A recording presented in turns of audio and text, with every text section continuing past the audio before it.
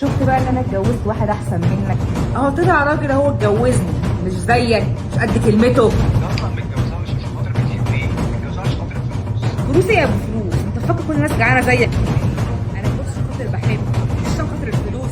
كدابه انت لا بتحبيه ولا حاجه، اصلا متجوزها عشان الفلوس. انا حابب بس اعرف حاجه واحده، ان انت ما انتش راجل. بقول لك لسه لحد دلوقتي هو بس هو مين ده اللي انت بتكلميه؟ استنى بس يا احمد افهمك، انت فاهم غلط والله. فاهمين ايه وزفت ايه؟ ما كل حاجه باينه، انا شايف كل حاجه بعينيا. بص يا احمد بصراحه انا اقول لك على كل حاجه، ده انا كنت مرتبطه بيه زمان وما حصلش منه نصيب، وانا حبيت اكلمه فيديو كل يوم فرحي عشان اعرفه ان انا خدت سيتي لاني هو خلي بيا زمان. انا بقى المغفل اللي هتضحك عليه من يوم الفرح. فكرك الكلام ده يدخل عليا؟ انا هرن على اخوك دلوقتي وهو يجي يتصرف معاكي. احمد يا احمد اصبر بس هفهمك. يا لهوي ايه اللي انا عملته ده هيكلم اخويا وهيجي يطيلها فوق دماغي. هعمل ايه بس دلوقتي؟ تعالى يا اسامه. في ايه يا احمد؟ انت قلقتني في ادخل ايه؟ بس احكي لك. تعالى يا عم. هو انت لحقته يا ابني؟ تعالى يا ابو اسامه. في ايه يا ابني؟ بص بقى انا ما جبتك. غيرتش لحد دلوقتي؟ انا جبتك هنا عشان تحاسب اختك بنفسك.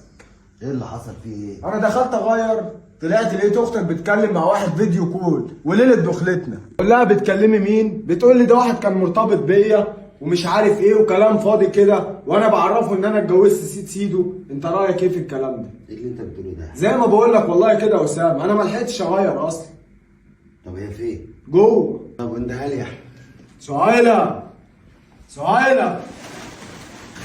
نعم. ايه ده اسامه؟ انت بتعمل ايه دلوقتي يا اسامه هنا؟ بعمل ايه؟ ايه المصيبه اللي انت عملتها؟ ايه اللي انت بتعمليه ده يا صاحبي؟ عملت ايه؟ انا ما عملتش حاجه على فكره. يعني هو الراجل بيتبلى عليكي؟ هو ما قال لي عملتش حاجه؟ وانا مش شايفك يا بنتي؟ يا احمد انا لو شرحت لك الموقف انت ليه بس بتكلم اخويا بتكبر الموضوع؟ كبر الموضوع. واحد ليله دخلته طالع ليه مراته بتكلم واحد فيديو كول، عايزاه يعمل ايه؟ كبر موضوع ايه؟ موضوع ايه وهبل ايه وعبط ايه؟ ايه الهبل اللي انت فيه ده؟ وبعدين هو المفروض اصلا ان انت حد قطعت علاقتك بيه نهائي، تعملي كده يوم دخلتك؟ بصي يا اسامه بصراحه انا كنت لو محروق دمي منه برضه، ما هو اللي عمله فيا مش شويه، وكنت عايزه احرق دمه، ما لقيتش طريقه تانيه احرق دمه بيها غير كده. مجنونة ايه ومحروق دمك ايه؟ يا بنتي المفروض ان دي علاقة قديمة او كان حد في حياتك في يوم من الايام، المفروض ان انت اصلا ما تفكريش فيه طالما دخلتي في حياة راجل تاني، انت كده بتقللي منه هو. هو انت ما بتفهميش؟ شوف بقى انت يا عم اسامه انا المفروض اعمل ايه؟ انا واحد ليله دخلته وشفت المنظر ده، انا المفروض اعمل ايه؟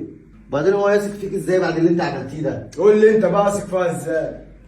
هو له حق في اللي بيعمله، وانت برضه اللي عملتيه ده غلط. يا اسامه ما انا عارفه ان انا غلطت وخلاص بقى، يعني في ايه يا جماعه انتوا مقدمين الموضوع عليا كده ليه؟ لا الموضوع غلط غلط، وانا معاه.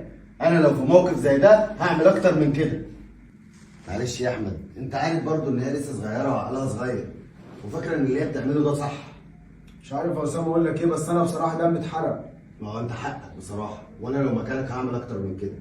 بس معلش يعني نعدي الليله، وبعدين النهارده ليله فرحكم ومش عايزين نكبر الموضوع اكتر من كده.